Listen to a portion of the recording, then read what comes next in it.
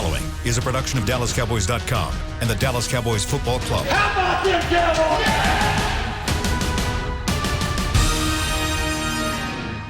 This is Talkin Cowboys.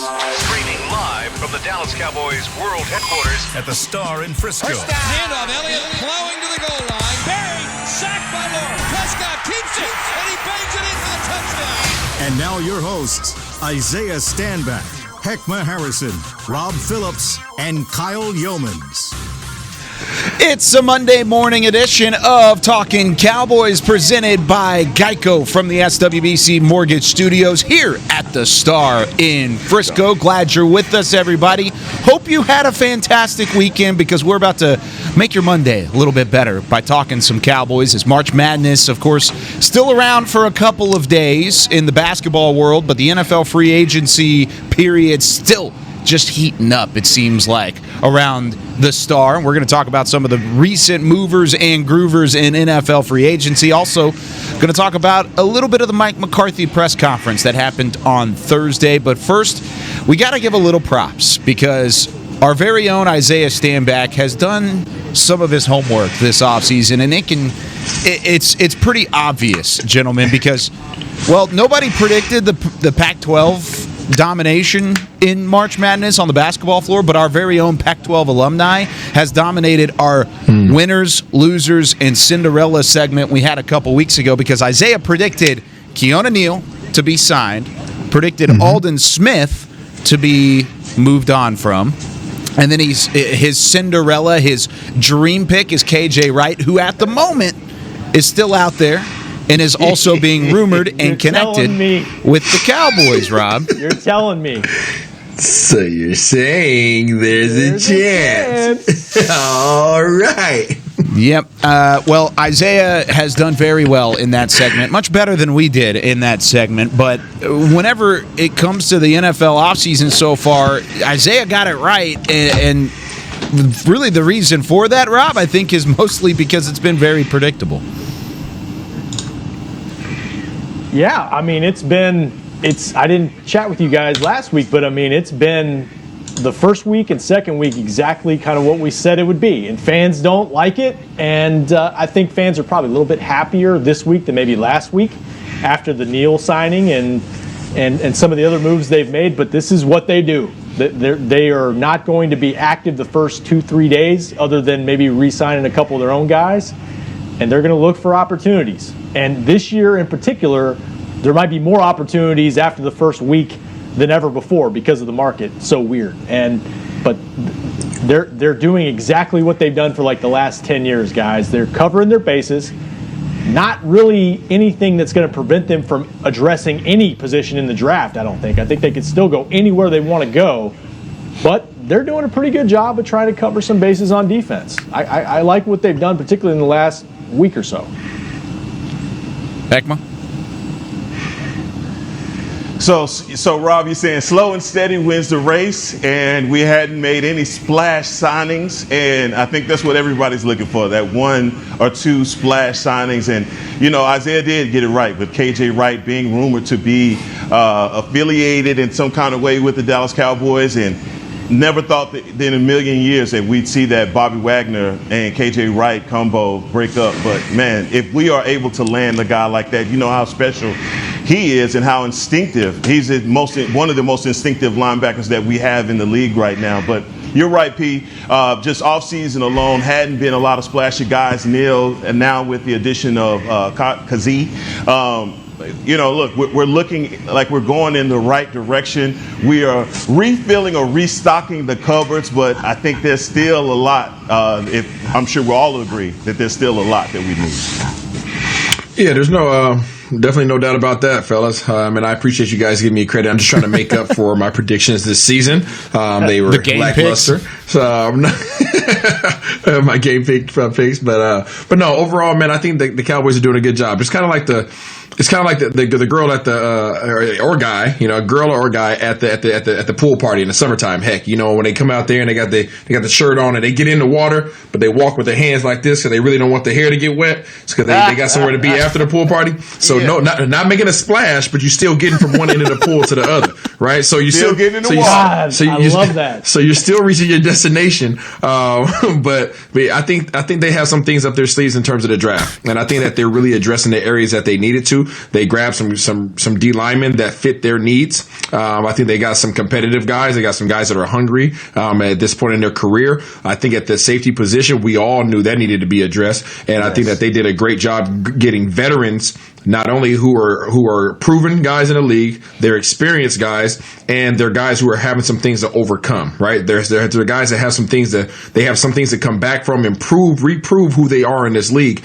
And you're always looking for guys who can come in and compete, especially when you can get veterans to compete. Right? It's one thing to get young guys to compete, but getting veterans who are proven, who just need to get their confidence back, that's a whole nother deal. Oh, and by the way, they're familiar with the defensive coordinator. So really excited about the things that they're doing. I know it's not fancy, and the fans don't really like it because you guys mentioned it's not a splash, but I think they're being very strategic, and the moves that they have made with these veterans are positioning them to be able to go the directions they really want to go in the draft.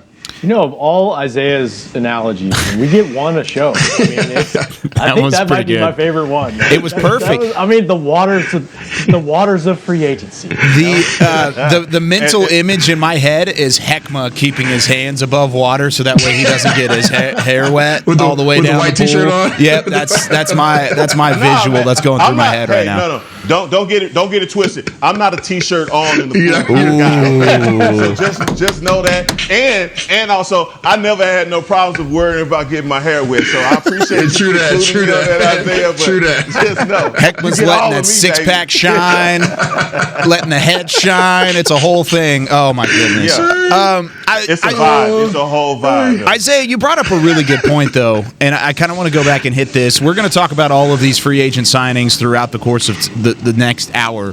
However, you brought up the point of veterans competing, because you can go out and get veterans. Veterans are available readily on the market, and usually they will be pretty cheap. And that's exactly what we saw in 2020 when it comes to the Dallas Cowboys, is they went to Dontari Poe, they went to HaHa Clinton-Dix, they went to Maurice Kennedy, and I know Kennedy opted out for family reasons, but out of those three guys, the veterans that they went and signed, competition and competing, that dog that we've talked about so many times on this show was lacking.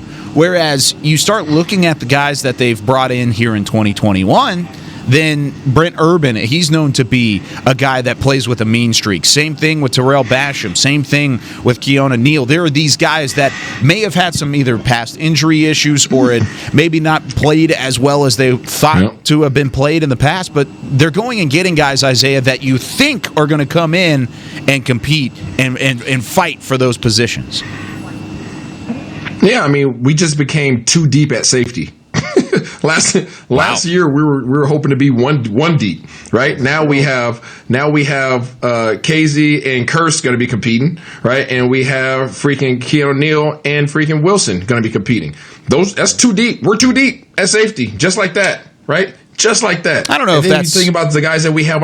I don't know. That's a little too far for me to say we're too deep at safety whenever you've got a guy like Kazi and what was the other signing that I'm completely blanking on his name from Detroit? Yeah, Curse. Yeah, I mean, those two guys, you could say that their body's there, but I wouldn't say that we're deep at safety.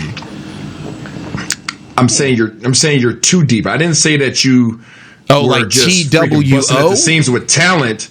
Yeah, like two TWO, like two guys. Two guys. Okay, I thought you were saying TOO, like we are safety. too deep at safety. No. Okay, that makes more sense. Okay, I got you. TWO. Let me classify that. Yeah. So at free safety and at the strong safety positions, we went from having one guy that we were confident with, because in Donovan Wilson coming up and hitting people, right? And that was pretty much it.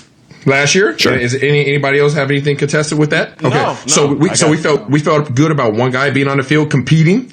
Right now, you literally have four guys that you're like, you guess what? If nothing else, I know these boys are going to come out here and compete. If nothing else, they're going to come out here, they're going to compete, they're going to run around, they're going to hit. At the free safety position, we have two guys that are going to go out there and they're ball hawks. They're ball hawks. These guys are ball hawks. I'm not putting them in a category with, some of the greats. Don't get mixed up. However, I'm not calling them Ed Reed. I'm not calling them Ed Reed and all that. But these guys, these are guys that you will say, hey, if these guys are on the field, I know at least they're going to play the ball, right? They're going to play the ball. They're going to run side. Yes, sir. Let me just add to that point that you're making is that, you talked about this at the beginning of the season, there being a necessity for competition and that breeding the kind of culture that you're looking for. Absolutely. And you could tell Dan Quinn has already come in with that mind state that we're going to have competition in OTAs, two-a-days, all of that. And that's the way that this roster is going to be churned, and not going to go into Mike McCarthy's interview. But still, that's a necessity. And if you can go back to the season of 2020, we didn't have a lot of that. And I think all of that was a byproduct, too, of COVID and everything that we had to go on. I mean, it wasn't a lot of contact or any of that. But still, when you look at the Urbans and you look at the Watkins and guys that free agent acquisitions on the D-line, you could tell there's going to be some churning going into that final 53-man roster. I think all of that is going to be interesting, but I look for a new-look competitive defense going into 2021 for sure. One more thing about the safety position. You guys jogged my memory. I forget which game it was, but there was one game early in the season where Stephen Parker, you remember him, was signed. He was promoted from the practice squad just to be active for the game and wound up getting like 40 snaps in the game. And it was indicative of just them trying to find answers at that position. They signed HaHa last year, and a week into camp, it was like they threw him for a loop. He was not getting it done for whatever reason. They weren't happy there. Yeah. Tried to go with Darian Thompson, and then, like you said, it wasn't until Donovan just kind of showed up that they had kind of one answer there. So I don't think they're done looking there. I think the draft could still be a possibility. Sure. But they're bringing in, I think Isaiah hit on it, you bring in a couple guys that Dan Quinn knows and can adjust to his scheme and have a comfort level in it right off the bat. I think that's important. See, but one of the things I mentioned it weeks back. I think actually when Dan Quinn's name was being mentioned as a potential defensive coordinator, one of the first things I told you guys about was the fact that the culture. He's trying to duplicate the culture in Seattle, right? That's what happens. He's a byproduct of Pete Carroll. It is what it is, and the culture with Coach Carroll is all competition. When it was at USC, it was competition. When it was with the Seahawks, competition. That's all he breeds off of. And every day at practice, there was a theme, right? There's a theme that whether it was takeaway Thursdays or whatever it was, strip Mondays, like there's all kinds of stuff, right? Like every day had a theme, and you started to practice off with a one-on-one, right, with this defensive line versus offensive line, and he would call guys out, and everybody would circle around him, and like that was the environment, that was the culture. And I mentioned that before, and now you guys it was awesome that you guys are starting to see this now. He's doing that. Right, he's doing that with the roster. He's going to bring in veterans that compete. They're going to compete. Like this is where you guys are at in your career. If you guys want to get this money next year, y'all better come show up, right? And he's going to bring in some young blood too that's going to compete with these guys. So I'm going to take this old school blood, I'm going to take this young blood, and I'm going to mix it together, and we're going to see who comes out and wants to crawl to the top. And guess what? All the while, we're all getting better. You're getting better as a player because you're learning how to compete and elevate your game. And we're getting better as a team because now everybody has elevated their game. He's going to do that at every single position on that side of the ball. So that's why he's nowhere near done to adding to this roster. And I think that's where it goes back to what we've talked about whenever we say that Dan Quinn was the best acquisition free agency-wise this offseason. And I think all the way through, that's exactly what we're going to say going into next year because of the addition of Dan Quinn and the step up from what was Mike Nolan, I think is going to be something that Cowboys fans will look at this year as a huge win for this organization. Now, Kyle, what's that? I want to ask you a question, man. Ask me a question. So when you say Dan Quinn is the biggest acquisition in the offseason, what's going to be the biggest difference between Dan Quinn's philosophy that differed from Rod Marinelli and Chris Bouchard? What's going to be the difference between what he brings as a defensive coordinator? I think the simplicity of the defense from Marinelli to Quinn is similar. However, Marinelli tried to force round pegs into square holes in terms of scheme fit. And he said, let's fit these players to our scheme. Whereas Mike McCarthy has already come out and said on Thursday, it's all about the players. It's about fitting your scheme to the players and allowing them to play. That's what we were excited about with Mike Nolan last year. That's what we were excited about because he said the same thing. However, it didn't end up looking like that. Actions speak louder than words, and the actions were that we're going to try and do way too much. We're going to try and do too much, especially out of a virtual offseason. And I think moving into 2021, even if there is a virtual offseason, I think there's going to be a step up because of the veteran ability of Dan Quinn and the success that he's had of running a simplistic defense and allowing these players to dictate what that defense is. Good answer. Is that a good answer? Did I stump you, or would you have a rebuttal? No.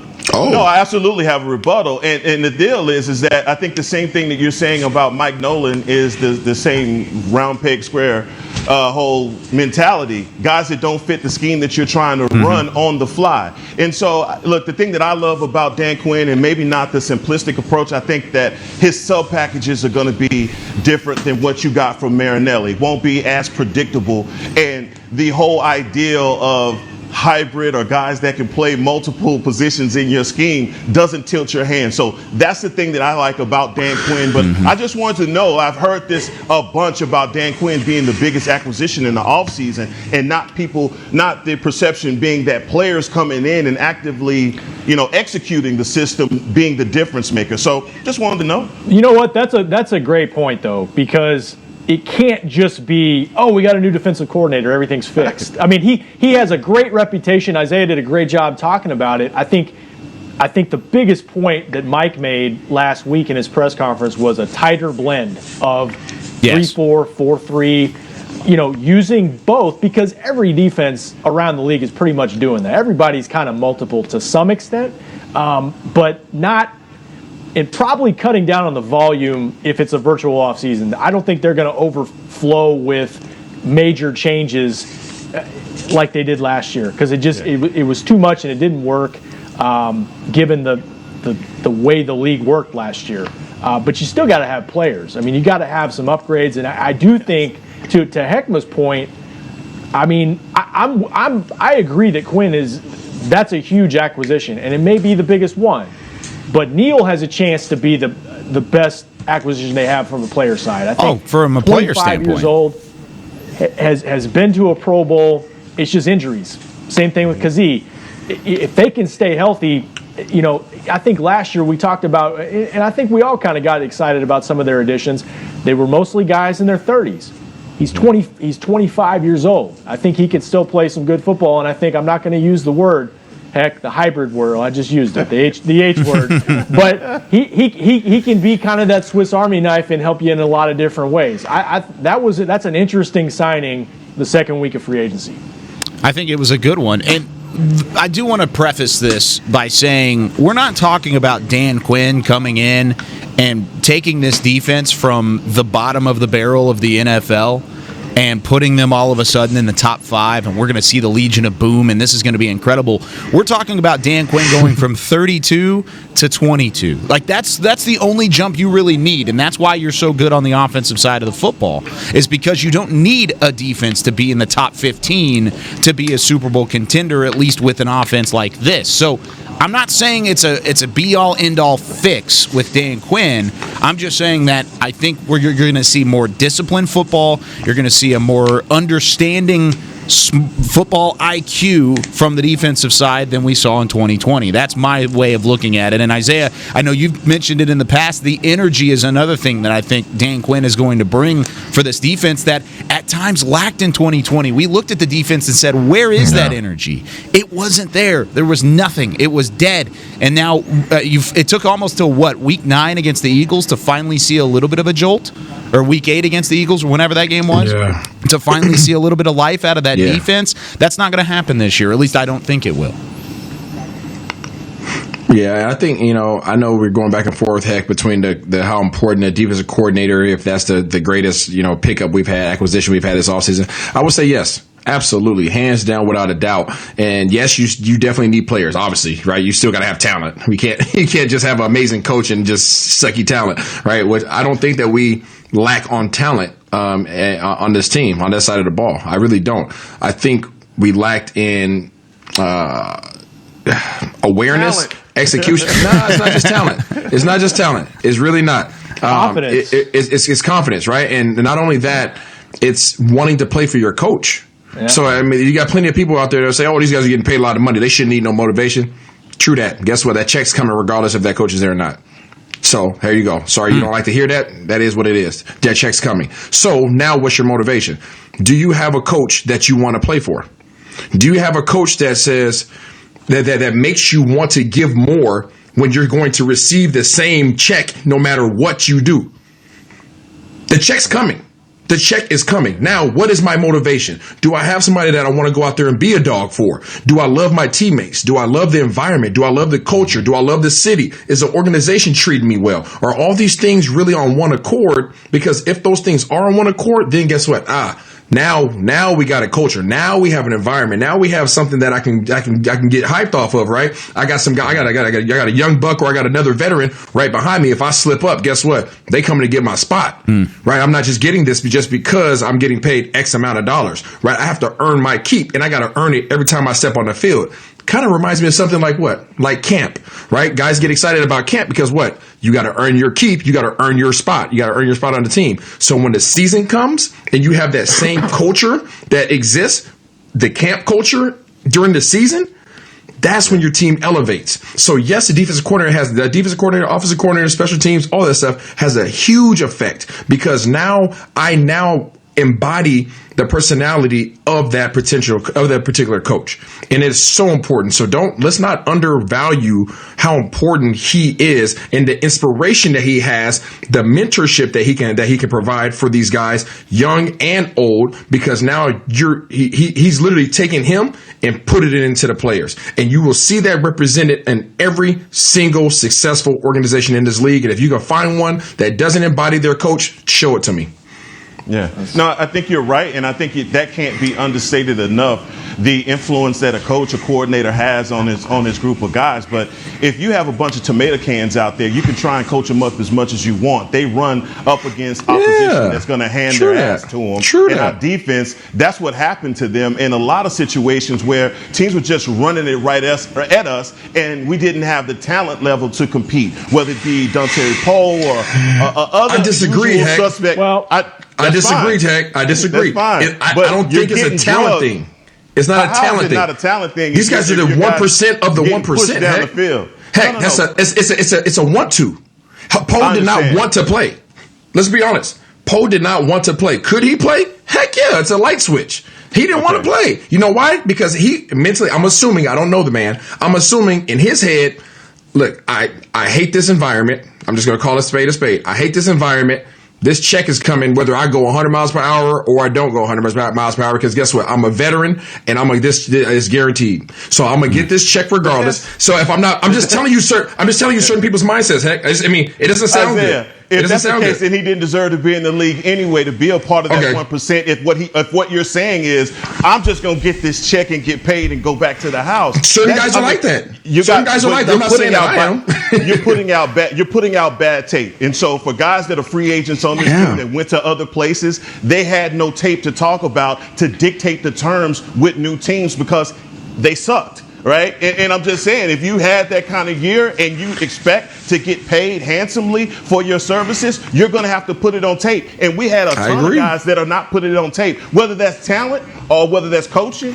All of those things can be dissected, but I think they go hand in hand. Okay, and I don't want to jump ahead because Kyle's going to slap me, but Xavier Woods. Does he like talent? I didn't say that because I knew that's what I'm talking about. But does he like talent? In some aspects, yes. Because somebody else wants him. For what? Not for a lot. To play the same position he was playing here. It doesn't matter. Somebody else wants him, though. That's not what I'm saying. What I'm saying is Xavier Woods, if he had balled out and put it on tape and all of that was there, his terms would have been different in free agency. No, I don't disagree with that. I do not disagree with that. But what I'm saying is guys will put out what they're willing to put out. And if they have somebody who they want to play for, you're going to get better production out of that.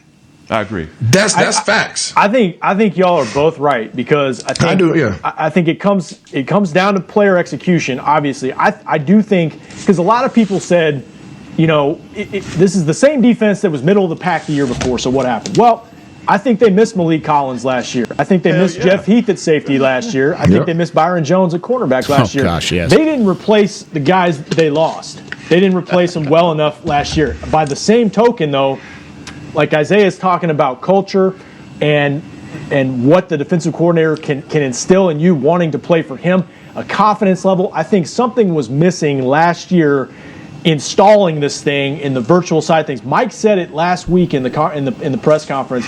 We got to do better in terms of our virtual component of things. They didn't reach a point defensively where guys were confident and playing fast and free and confident until late in the season. And so that goes on coaching too in terms of communicating a system and putting guys in the right spot. That's where Dan Quinn comes in. But you got to have players too. I think it's a combination of both.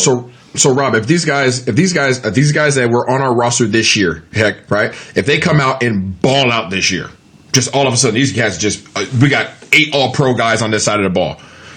Were they that less talented this previous season? No, I think it's an understanding of the scheme and what your responsibilities are in it, and you can play fast and without thinking. You know that because you're a player. Yeah, you know the hesitancy and the scheme and the game plan going up to each week. Guys have to be confident in what the system is asking them to do. And if last year our guys never had an understanding of that, us finishing last was a byproduct of not understanding the responsibilities. But that's not talent. No. But when you turn on the tape and you see your one tech getting pushed 15 yards down the field. That was a choice. Oh, come on, Isaiah. You just don't want to agree with that, dog. But he chose that. Hey, Hegman, let me ask you this. Do you think that Poe's going to keep playing this year, or you think he's ready to wrap it up? His rap. It should be a rap. Exactly. He was good. He got past that first game. He said, check mark, money's coming. I'm done. Yeah. Well, no more guys like that then. So that's what I'm saying. So it's not a talent thing. It's what can you get out of that player. That's what I'm saying. It's not talent. Everything that you just labeled was all about understanding the scheme, confidence, right? Being able to play fast. Those things have nothing to do with talent. All right. You get to be last in the NFL on defense for a reason. Yes, so and that's why I agree with Rob, and I think it is a combination of the two. You can't have one without the other. However, everybody tap gloves, go to your corners. We need to take a break. Whenever we come back, we on the same side. Whenever we come back, we're going to keep this conversation going, but we're going to throw in the recent news with Xavier Woods signing elsewhere. There were a couple huge draft trades that I kind of want to get your thoughts about whenever it affects the Dallas Cowboys. We're going to talk about it on the other side of the break when we return on Talkin Cowboys, presented by Geico. Honey, big news. Gary, are you okay? Oh, I'm not Gary anymore. I'm Jackie Flash. What? See, I want the latest smartphone, but the best deals are only for new customers. So, to get a new customer deal, I changed my name to Jackie Flash. Okay, but the best smartphone deals at AT&T are for everyone, new and existing customers. That's huge. Then guess who's getting a deal? Is it Jackie Flash? Jackie Flash. It's not complicated. At AT&T, our best smartphone deals are for everyone. Restrictions apply. Visit att.com for details. There's nothing as unique as our eyes, which is why Essilor pioneers ways to make lenses as unique as you. Verilux for super sharp vision, Essential Blue for protection, and Crizal for freedom from glare. 3 cutting-edge solutions in a single unique lens. So whatever your needs, insist on Essilor. Visit your local Essilor experts and find the perfect lens for you. See more, do more, Essilor. We're back with a tasty treat that's sweeping airwaves and taste buds. It's new Dr. Pepper and Cream Soda. Let's take a listen. Dr. Pepper and Cream Soda's here. A new combo that's music to my ears, okay. Let's play. Cream Soda and Dr. Pepper time. Pour it in a glass of ice. Music to my ears and mouth. New Dr. Pepper and Cream Soda. A delicious duet. The Cowboys way, where 16 Hall of Famers and 5 championships shows us what success looks like. Where turkey is always the second best part of Thanksgiving Day. Where we are all defined by one single thing, the star. Where we as fans know it's our job to keep the tradition going. Bank of America is proud to be the official bank of the Dallas Cowboys and to support the quest of living life the Cowboys way. Copyright 2020, Bank of America Corporation. Back to Talkin Cowboys. Back here on Talkin Cowboys, and whether you're listening to us on this podcast, or to music while you work out with Bose Quiet Comfort earbuds. You'll experience audio at a whole new level. Bose Quiet Comfort earbuds, the official earbuds of the Dallas Cowboys. Heckma, what do those earbuds sound like in that room of yours? It's like a symphony in my head, Kyle.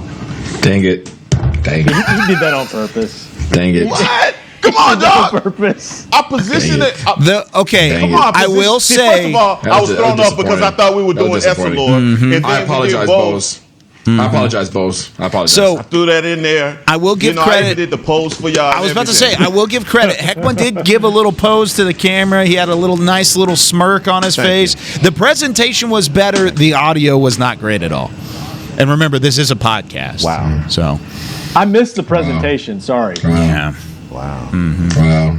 That was disappointing. Well, let's talk about some Cowboys free agency. Let's go ahead and move on. Yes, I flipped the reads on you guys just to keep you on your toes.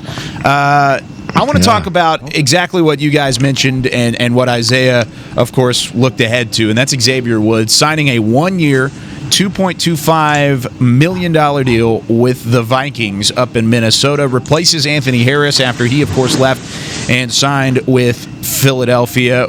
Will Xavier Woods be missed in this defense? That's my biggest question because, I mean, you guys already kind of went back and forth on his talent, and I want to kind of start that engine right back up because he's replaced by Damontae Kazee, who, of course, like we talked about, reunites with Dan Quinn, has that familiarity, and he's also on a 1-year deal. I don't think the money's come out yet, right, Rob? No money yet on Kazee? You know what? I just saw a tweet about. I think it's just over $1 million. Oh, like 1.1, 1.2, like a $900,000 base salary. That's off a report. Okay. So, well, that's a lot cheaper than Xavier Woods. Expect in the second wave. What'd he get? Did we see from Minnesota? 1 year, two and change, basically. 1 year, 2 and change for Woods. Now, will he be missed though, Rob? Will he be missed? I mean, if Kazee can do what Xavier did well, then I'd say no. I think if he can stay healthy, and again, there's a caveat here with both Neal and Kazee. I mean, we're talking about Achilles injuries. The Cowboys have done a great job working with guys coming back from those injuries. Barry Church, we can go down the list. Greg Ellis, but that's got to be proven. You know, if he can come out and again, we'll see what they do in the draft. But I think he might have an opportunity to earn that free safety spot. And he is, at his best, he does a good job of preventing big plays. You know, I think he can be that single high guy, keep things in front of him, and when the ball presents itself, he goes and gets it. I think that's the difference. I think he's got 10 takeaways in a 2-year span, 10 interceptions. Cowboys been missing that. So that's where, that's another element that maybe the Cowboys can build off of, that Xavier, a lot of times, ball's coming right at him, he doesn't catch it. And so maybe there's a difference there. It's never a good thing whenever you have to repeat the question. Miss him. You say that man gonna miss him. Wait, hold up. They're gonna miss him? I don't know. Yeah, no. I'll let Heckman round this one up. Yeah, I don't think we're gonna miss him. I don't think the Cowboys miss him. I think that they replaced him with competitive, hungry veterans, and for that alone, and you could take his one quote that he had. I think that we have an upgrade in terms, at least if anything else, mentality. So, are we going to miss him? First of all, I just want to wish him well and congratulations on signing with the Minnesota Vikings. And we play the Vikings this year, so I'm going to wish him well now because I won't be wishing him well in a few months. But, I think, coming from Louisiana Tech, there was some expectations for Woods. I think, for us and just safety being an issue for the Dallas Cowboys for so very long, that expectation or potential was never realized. He never took the next step. He did some special things in special teams. He also, obviously, I'm hearing great teammate and locker room guy, but again, there was so much there that he left on the field, just bad angles, bad play, and like Rob said, ball coming right at you and bloop, bloop, bloop. Just not able to make a play. And, Kazee, and just you talk about his 2018 form and him being able to get 7 interceptions. I mean, we hadn't had that in a very, very long time. A safety or any DB with 7 interceptions. So I just think, that gives him a leg up on any of the guys that we have on the back end. But look, for our secondary, with Dan Quinn, he is trying to turn mud to marble, and he has a huge undertaking at the safety position, cornerbacks as well. And that the Cowboys are going to still go into the draft. And you say we're 2 deep right now at safety. I think we may be 3 deep after the draft because there's going to be competition all around, and we have to get better at the back half, and especially if we're going to be playing with that center fielder as Dan Quinn likes to play with. So, either way, I think, again, I wish Xavier Woods well, but no, won't be missed around here. Isaiah, break it down for me here whenever it comes to the cover 3 defense, that single high look that we're going to see a lot from Dan Quinn's system, or at least what we anticipate to see a lot. Kazee fits better than Xavier Woods because of blank. What is that missing piece that Kazee has that Xavier Woods didn't? Because, I mean, the money ends up being cheaper, which is fine. I thought it would probably be right around the same for those two. So why was Kazee the guy they went and got, even though I know the money was a little cheaper as well? Well, discount double check, first of all, right? I mean, well, that's what I'm saying. Check. I mean, everything take the money out of it. I want to know why the player was chosen. For sure. Yeah, so you talk about somebody, first of all, one of the things that we all keep coming back to in terms of our defense's ability to perform or lack thereof last year was familiarity, right? So you got a guy who comes right into the system confident already. Boom. Hand clap, just right off the bat, confident, right? Already a hand up on what we had last year. So then you take into the fact that he's hungry, right? You got injuries and all these things, and then you got another aspect that he knows how to find the ball, right? When you pull up his highlights, if there's a tip ball, right? If a defensive back, cornerback makes a great play, tips the ball, listen up, that's not just going to hit the ground. If it does hit the ground, it's going to hit the ground after it hits his hands, him trying to get an interception. So as you already heard Heck saying, like, he's a ball hawk. He wants to try to get the ball. And that's what you need when you have that center fielder. You need somebody who has range. You need somebody who has awareness. And you need somebody who wants to go get the doggone ball when it presents itself. And those are all things that I don't think, Xavier had a little bit of range, but that was about it. Right. So that is the reason why they went out there and got Kazee versus Woods. The one thing I'll say about Xavier is he did have some good moments, some good games here. I thought last year he kind of played out of position, honestly. I mean, they had him in the box probably the most that he's ever been in his career because you're only playing 2 linebackers and you're in a lot of sub package work, and I don't know if that's the best thing for him. I think he's a center fielder, free safety type. That's what Kazee is probably going to be here if he wins the job. So. It kind of goes back to what we talked about first segment. Are you putting your players in the best positions to be successful? I don't know if they did that with Woods last year. Yeah, and as everybody's trying to gain an understanding as to how important that is, Kyle, that center fielder, right, that free safety in a Dan Quinn scheme is that much more important because there's only 3 guys that are responsible for getting deep.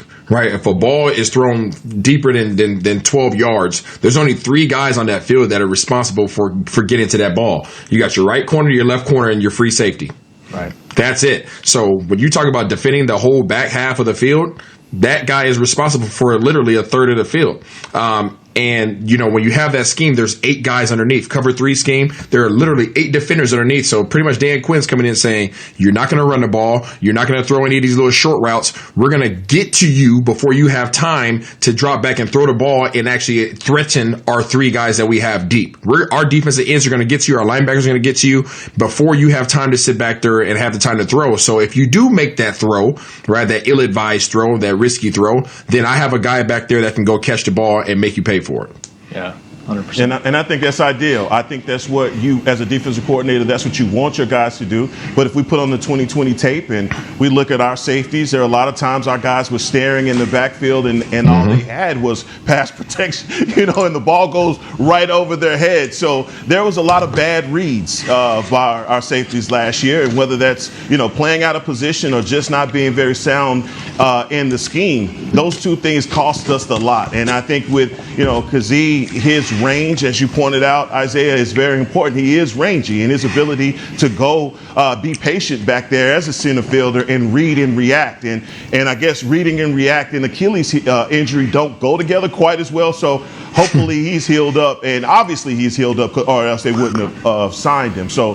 those are just things that I think that he brings to the plate for the Cowboys. And don't expect there to not be those blown plays, because even with that system, and even with the, like you said, the three players that are assigned to that deep part of the field, there's going to be lapses, and it's going to happen, especially whenever you have a player like Kazee who goes for the ball and is aggressive enough to try and go and force a turnover. He'll get some. I don't know if he'll get 7. That expectation should not be 7 interceptions by any means. That's a great number to look back at 2018, but if you think you're going to get 7 interceptions, you're purely mistaken. And he's going to give up big plays now and again, but it's something that I think you could look at as a defense.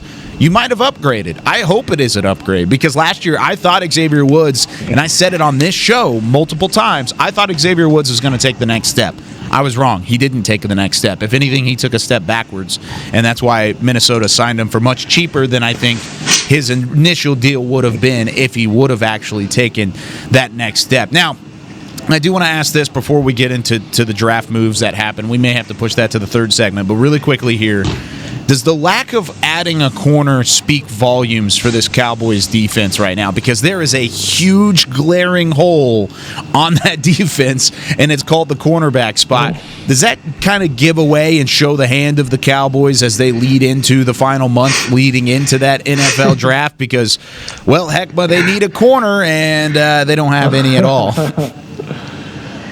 So you're saying that they may need one. I'm just saying. Yeah, man, I think that, thank you you just walked me right into that one. I thank you, dog. But no, I think corner is important for this team, but I pull back from that too. I think there's still a need at a one technique. I believe that we still need to get better interior wise. And Isaiah's brought this up, and we've said this a few times on the show, is that, if you can improve in your interior, guys don't have to hold so long on the outside. So what do? Do you put the egg before the chicken, or however that saying goes? Oh, my God. Whatever. That was terrible. What? Whatever you got to do, you got to get your priorities. You got to get your priorities in line. Where is that going to be? Is it going to be fixing your interior line, or is it going to be putting lipstick on a pig and fixing what you got on the outside? You got that one right. You got that farm analogy right. Why couldn't you get the first one correct? I'm a city boy, Kyle. That's all right. I appreciate that. I mean, players make mistakes. I just made it, so it's all right. With a smile on my face. What? That's the best way to do it. That's right. Rob, are they showing their hand before the draft of who they're looking at 10? If they don't do anything in the next couple weeks, then yeah, probably. I mean, and look, I mean, it could break their way where they might have their pick of a couple different corners, right, in the first round if it works out for them. There's some veteran corners still out there. I mean, and again, though, it comes down to what their cap looks like, what guys are looking for, and what's their name, Rob? What's the name of the veterans we got? I'm just looking at names. I mean, Richard Sherman's still out there. Casey Hayward's still out there. I'm just talking about veteran guys. But I mean, you re-signed Jordan Lewis. KZ could probably help you in the slot if you needed somebody to do it. So, I'm thinking draft at this point. I mean, when I look at you mentioned corner's a big hole. Do they need another linebacker? Like, Keanu Neal can play linebacker, and they're talking about him starting off at linebacker, weak side linebacker. He's 215 pounds. Is he going to be exclusively a linebacker, or do you need to find somebody else? You lost Joe Thomas. We'll see what happens with Sean Lee. I'm looking at Isaiah's free agent list, and it's very interesting to me. So, is KJ Wright a possibility? Or are they looking at the draft potentially for that spot as well? they've got other needs potentially too. What do they do with backup quarterback? I don't think they need to be done in free agency, but I don't know exactly how much space they have to really work with at the moment. It's a good point. And Michael Parsons ran a 4.3. Yeah, he did. There's another one. There's another option. Goodness. I don't know. Stop it. Yeah, let's not go into that. Let's go into draft talk, though. We're going to go ahead and step aside. When we come back here on Talkin' Cowboys, the Cowboys are now picking in front of the entire NFC East, and we'll tell you exactly how that happened and how the Cowboys could maybe take advantage of that when we return on Talkin' Cowboys presented by Geico. Hi, I'm Clint Tillison with United Ag and Turf. When there's work to be done, a real workhorse can make all the difference. Like the Range Boss package. Our 5075E John Deere 75 horsepower tractor features a bell spear and loader and starts at $369 per month. And the price you see is the price you'll pay. No surprises. It works like a horse, so you don't have to.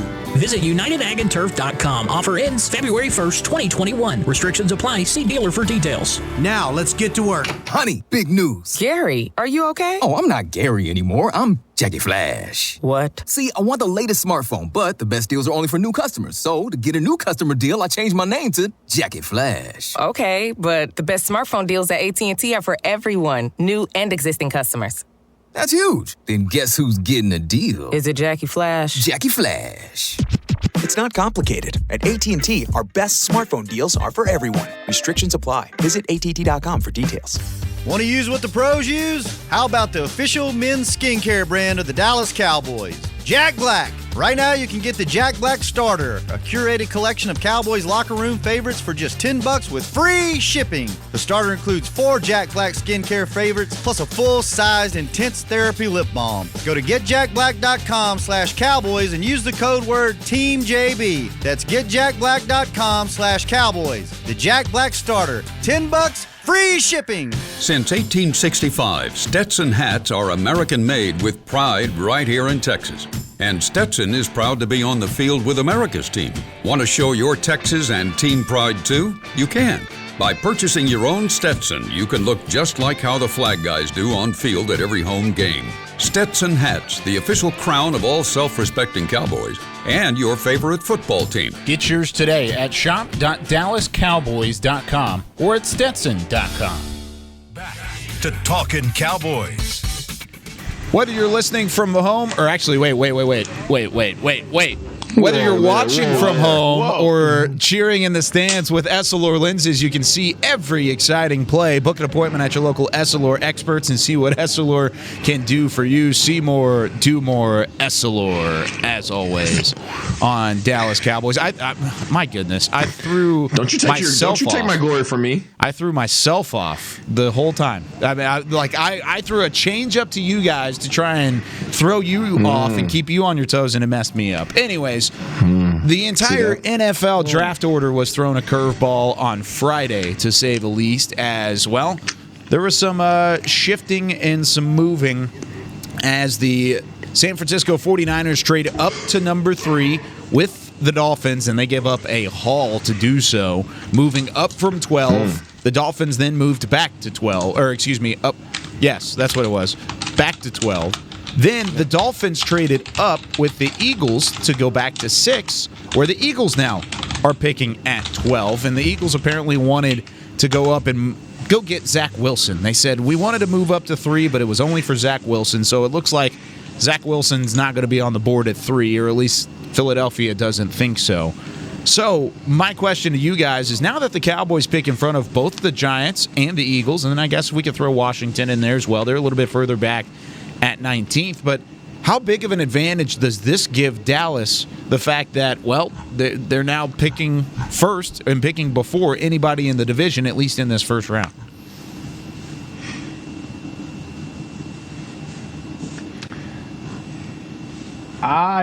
Yeah. I mean, I think I don't know so much about picking in front of the division, but now it pretty much assures 4 quarterbacks in the top 9, probably, Kyle. Yeah. Is that what we're looking at? I mean, maybe, who's being mocked now in the top 3 besides Trevor and besides Zach Wilson? Is it Mac Jones? Is it Fields? It's probably either Trey Lance or Justin Fields at 3. Okay. Oh, Lance too. I've seen Mac. CBS had a mock of Mac Jones at number 3 today. So yeah, I don't know about that.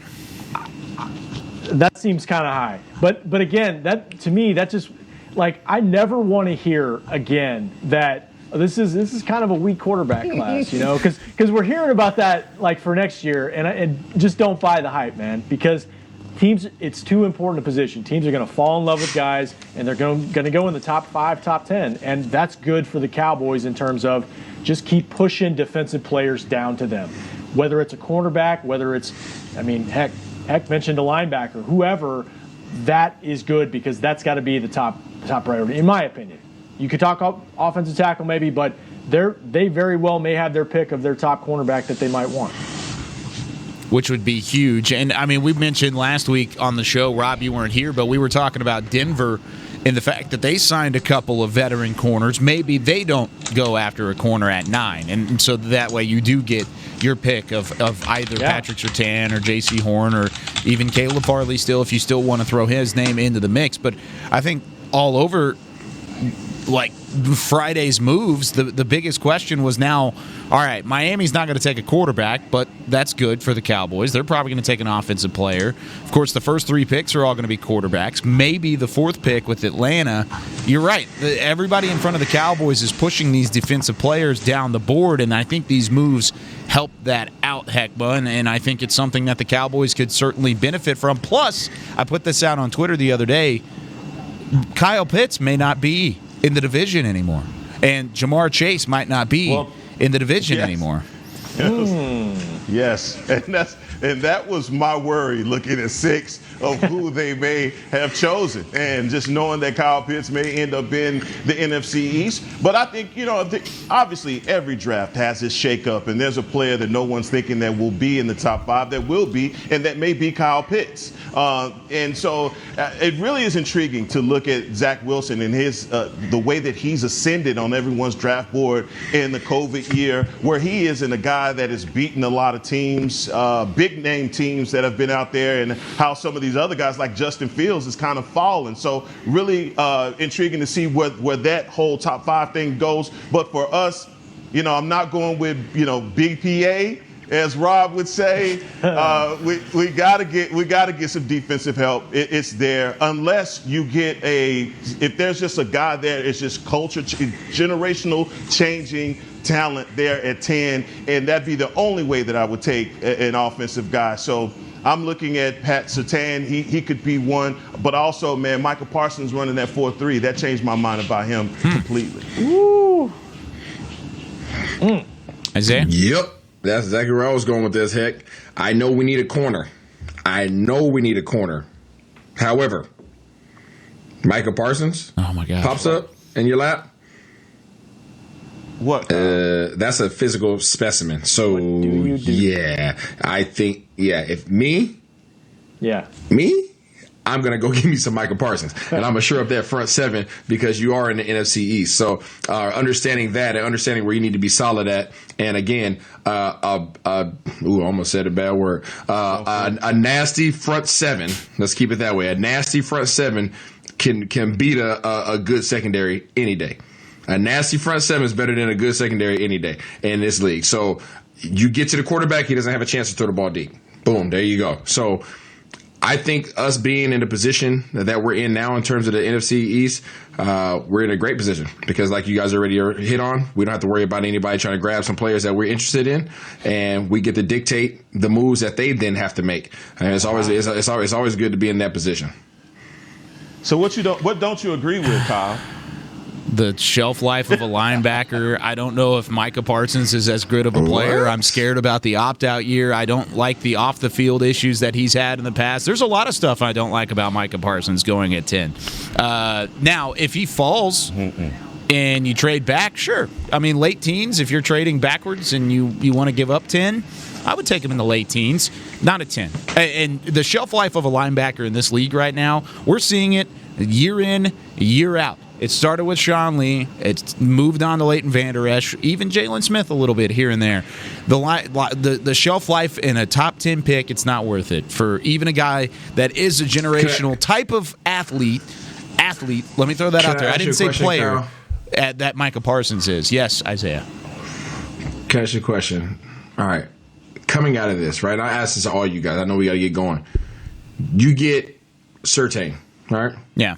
You get him. Do you say, ooh, hey, we're about to be nasty? Or I wouldn't say that with Parsons. I wouldn't say that with Parsons either. What?